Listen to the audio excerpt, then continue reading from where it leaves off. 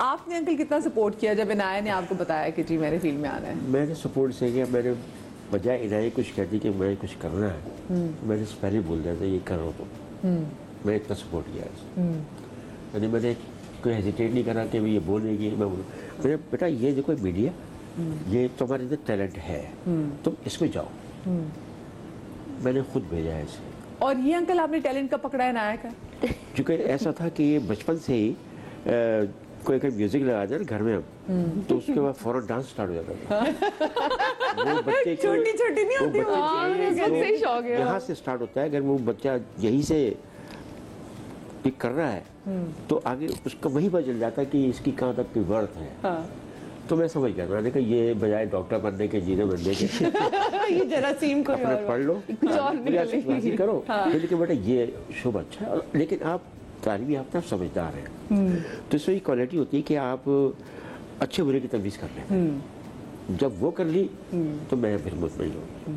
मतलब वैसे आप जो मास्टर से टैलेंट है, फिर आपके तो हाँ जो शादी हमारा होती होंगी तो वो तो बाहर से किसी स्टार के लाने की जरूरत ही नहीं थी। हाँ ऐसे ही मतलब ये 2-4 मेरे कज़न जी में मेरे भाई की बेटी की शादी हुई, जो जब तक हम उनके घर नहीं पहुँच जाते थे तो वो बेचारे मेरे यार जैसे अब जाती थी बस वो जी चलो जी वो म्यूजिक लगाओ और ये लगाओ वो बस वो काम स्टार्ट हो गया। ढोलकियों में ये लीड करी उन्होंने जो रौनकी बच्चे मेरी सिस्टर हम दोनों रौनक लगाते थे कहीं भी जाते। अच्छा मुझे बताएंगे जब व्हेन शी वाज बोर्न, तो जब ये पहली बार आपने अपनी बेटी को गोद में लिया था तो क्या दिल में ख्याल आया था, क्या खुद से बात की आपने? बहुत ज़्यादा खुशी थी। उसकी वजह ये थी कि मेरी ख्वाहिश थी कि बेटी हो, कि बेटा तो था अल्हम्दुलिल्लाह वो 3 साल बड़ा है इससे। और बस एक बात मैंने सोची और ये कहा कि यार मेरी कॉपी मतलब क्योंकि ये सेम टू सेम मेरी कॉपी थी। मतलब जब मैंने देखा मैंने कहा अल्लाह मैंने नवाज दिया, बड़ा खुश की बहुत ज़्यादा बेइंतहा औलाद की खुशी। और फिर वो बेटी हो, आपने मांगा और अल्लाह मियाँ से बेटी हो बेटी मिल जाए। पहले बेटा मांगा, बेटा ने दिया अल्लाह ने, तो ये अल्लाह का बड़ा करम एहसान है। तो बेगम से कभी इस बात पे कोई बहस हुई कि नहीं तो मुझसे ज़रा मिलती है, जैसे आपने कहा ना वाकई हम भी नहीं, वो जेलिस होती थी वो जेलिस होती थी कि नहीं मुझ में मिलती है। मैंने कहा लोग तो मुझसे मिलाते हैं अभी तक। ये हम हिबा की बचपन की वाकई लगा भी रहे तो बाकी अंकल ही लग रहा है आपका बचपन होगा ऐसा। हाँ ये तो खैर ज़्यादा छोटी है ना, जब बॉर्न में थी छोटी। नहीं वैसे वो अभी आंटी की पिक्चर चली है तो हिबा आंटी जैसी भी लगी है मुझे। अच्छा अम्मी से ऑब्वियसली शबाहत तो थी, लेकिन जैसे लोग कहते हैं ना कि किस पे चला गया बच्चा, तो वो मोर लाइक पापा ही थे। वो नाक वो सारे फीचर्स तो वो सब हमेशा पापा से मिलाते, तो हमेशा कहती थी नहीं नहीं बहुत प्यारी है तो मेरे जैसी है। हाँ वैसे ये था प्यारी है तो मेरी जैसी। हाँ वैसे यूजुअली होता है कि अगर प्यारा तो कहते हैं कि मेरे मेके पे चला गया है। हाँ ननियाल पे चला गया, जरा से हल्के से कोजे फीचर्स यानी कि लगे आंखें छोटी है नाक मोटी तो कहते लो जी लगता तुम्हारे घर वालों पे चला गया। यूजुअली ऐसी बात की जाती है। अगर आपकी गोद में जब आई है इनाया पहली बार तो फिर आपने, क्योंकि आपकी दूसरी बेटी भी थी, तो आपके दिल में क्या ऐसी बात आई थी? क्योंकि वो उससे बड़ी गर्ल 2 साल का फर्क था उनका। जब ये आई तो मुझे तो थोड़ा यही महसूस नहीं हो रहा था कि मैं ये, क्योंकि ये जब आए नर्स लेकर आई इनको तो मैं सामने बैठा हुआ था तो काफ़ी बच्चे उसमें वो थे, उसमें और भी थे। कहा कि ये आपकी बेबी है। मैं जगह देखा तो ये वैसे खेल रही थी यहाँ उसमें झूले में जो भी होता है। प्यारी पिक्चर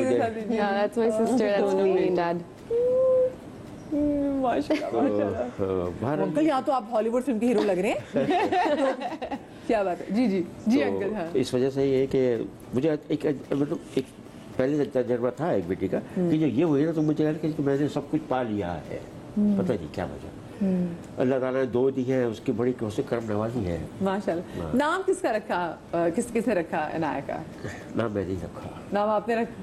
चूँकि बाहर पैदा हुई है अमेरिका में, चूँकि वहाँ पर अब चूँकि मैं अकेले ही था, वहाँ ज़्यादा मेरी फैमिली का नहीं थी, फैमिली पाकिस्तान में थी। अब मैं गाड़ी बैठा हुआ सोचा मैं जा रहा हूँ हॉस्पिटल, अब नाम क्या रखूँ? ये वही गाड़ी में मैंने चूज किया इसके नाम। अंकल आपको पहले से पता चल चुका था कि आपकी बेटी है या फिर उस चल गया था बेटी?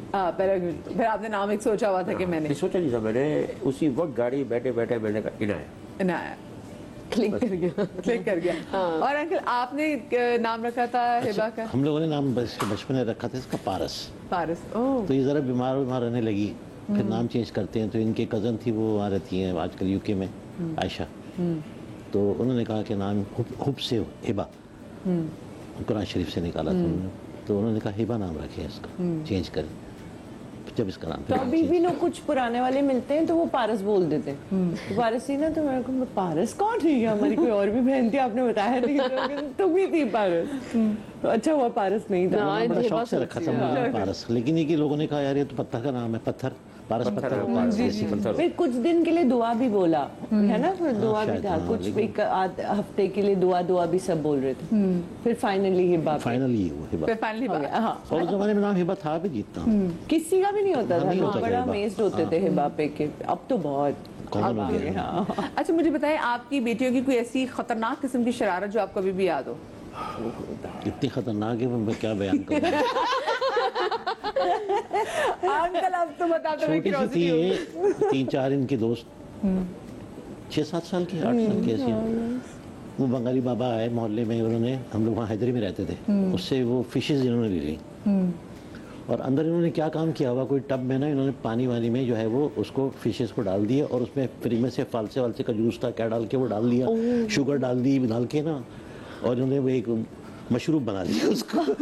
उसके बाद जग में डाल के, और 2-3 बच्चियां मोहल्ले में अपनी छोटी छोटी फ्रेंड्स को उन्होंने पिलाना शुरू कर दिया यार। अच्छा, इसमें एक पार्ट मिस कर दिए, वो मुझे मरी हुई मछलियां देके गए थे। ऑफ कोर्स ये वो मर मछली का गई। जूस। हाँ, तो वो उन्होंने जब मरी हुई मछलियां थी, मैंने लाके टब में डाली कि ये वैसे स्विम करेंगी एंड ऑल दैट। मैं वेट करती रही, वो स्विम ही नहीं कर रही। उन्होंने दी मरी हुई थी, हम छोटे थे, बेवकूफ बना देते थैली में वो डाल के। मरी हुई नहीं, मौसम में खाने वाली मछलियां दी होंगी उन्होंने। नहीं छोटी छोटी होती नहीं, थी वो बहुत ज्यादा। इतनी वाली जो होती है, जो बोल में डाल के हाँ, वो वाली थी। वो दी थी कि 2 थी आई गेस ना। तो मैंने डाली, इतनी देर तक मैं वेट करती रही, उनको हिलाती रही। अब मुझे आया गुस्सा, मैंने कहा इन्होंने मरी हुई मछलियां दे दी हैं। तो मछलियां मर गई थी, मैंने मछलियां निकाल दी थी उसमें से। पर वो जो लेकिन पानी बहुत बचा अच्छा था, ना, वो रखा रहा वो। तो मुझे लगा अब इस पानी का क्या करूं टब में। तो Utilize किया जाए टीवी इसको। में देखा था कि उसमें पानी जाए नहीं करूंगी।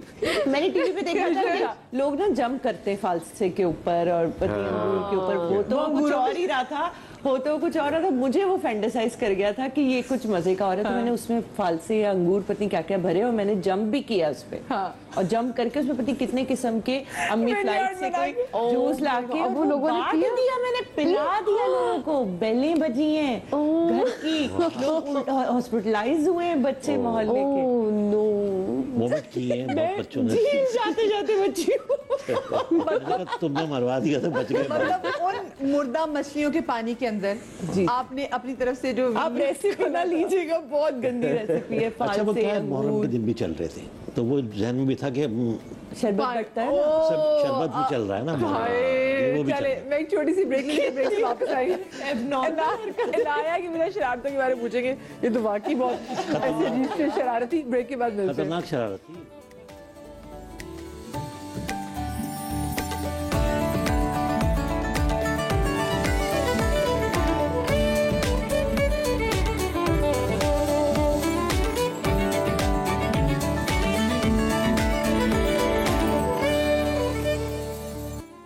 जी ब्रेक के बाद हम आपको एक बार फिर से खुशामदीद कहते हैं। कराची में वैसे अभी आपको पता है कि गर्मी शदीद है।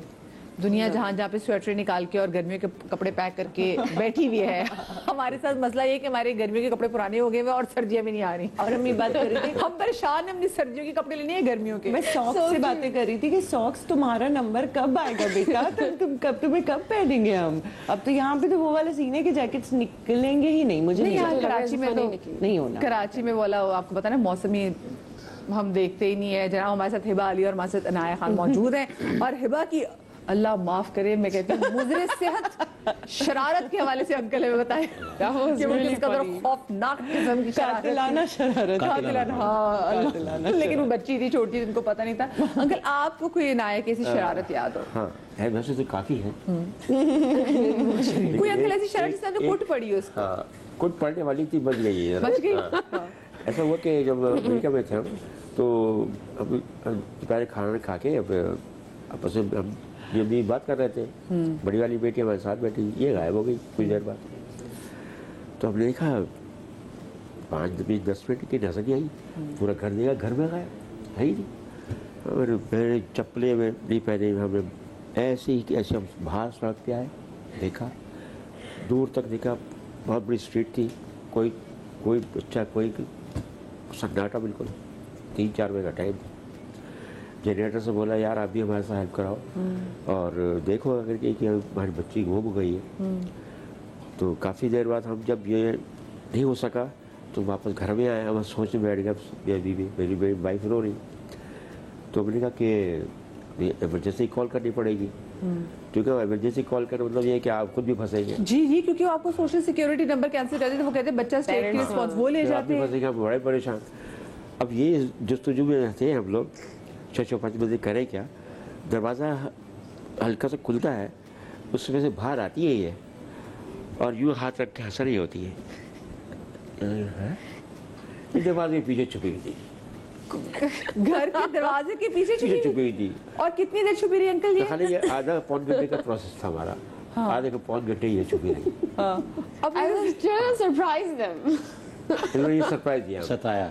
ऐसा सरप्राइज हो गए घर वाले, मतलब और बाकी अमेरिका में तो वाकई आपका बच्चा अगर घूमे तो आप वो उसको वो फिर आप बहुत प्रॉब्लम रहेगी ना, आपने कैसे केयरलेस थे, आपने क्या किया इसके साथ? जी वो फिर बच्चा फॉस्टर होम में ले जाते हैं। बिल्कुल, बिल्कुल। कि आप तो बच्चे नहीं संभाल पाल नहीं सकते। पाते। और गुम होना तो उनके लिए बहुत बड़ी वो है, जुर्म कर दिया आपने। बिल्कुल आपने बिल्कुल केयरलेस ही हैं आप। हाँ। तो इस काबिल ही कि आप बच्चा रखा है आपके घर में। बड़े मसले में पड़ गए थे हम लोग।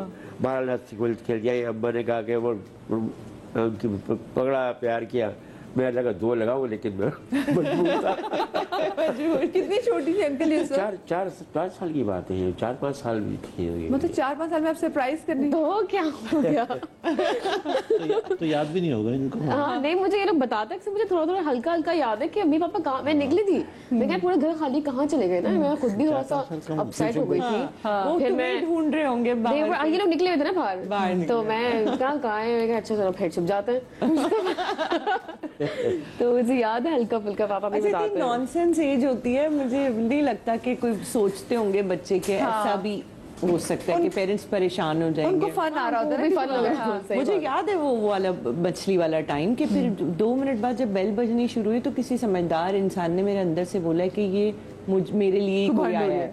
हाँ, ये मेरे लिए कोई आया, और मुझे टेंशन कि ये दरवाजा खोलेंगे ना और यही अटेंड करेंगे, या तो मैं जाऊंगी तो मैं कह दूंगी अच्छा ठीक है पी लिया तो पी लिया कुछ भी। लेकिन अगर वो ये इस्तेमाल भी गए, नहीं करेंगे, वो ज़ाहिर बोला कि अपने बड़ों को अगर बुलाओ। ये चले गए तो बस तो फिर तो मैं आज पिटी ही पिटी, और पिटते थे हम, ऐसा था कि पिट सकते थे। अच्छा मुझे आप दोनों बताएं कि जो टीनेज जो होती है बड़ी ट्रिकी एज होती है। आजकल के जो पेरेंट्स है वो तो स्पेसिफिकली अब वो टीनेज के लिए देखते भी कि अपने बच्चे से कितनी दोस्ती रखनी है, क्योंकि इतने हार्मोनल चेंजेस होते हैं। तो अगर आपने इनकी टीनेज पे क्या इन पे ज्यादा स्ट्रिक्टनेस वगैरह रखी हुई थी, पाबंदियां इन पे लगाई हुई थी, इनको था कि नहीं समझदार हो बिल्कुल गई? रखी हुई। खतरनाक एज होती है ना। और जब जब हम लोग जाने लगे शूट्स पे भी, जब भी प्रॉपर ड्राइवर, एक आंटी साथ जाती थी, साथ आती और थी मतलब वापस। मजाक उड़ता था, वो सिपारा पढ़ाती थी आंटी ना, तो वो इतनी सी थी बेचारी, और कद की छोटी थी, और उनको मेरे साथ लगा दिया, और वो हर किसी को एक किस्सा सुनाती थी, मुस्तकिल जाके बॉडीगार्ड साथ। सेट पे सुनाती थी कि एक दफा हमारे घर चोर आया था, तो उसने नीचे से हाथ डाल के दरवाजा खोलने की कोशिश की, हमने उसका बुगदे से हाथ काट दिया।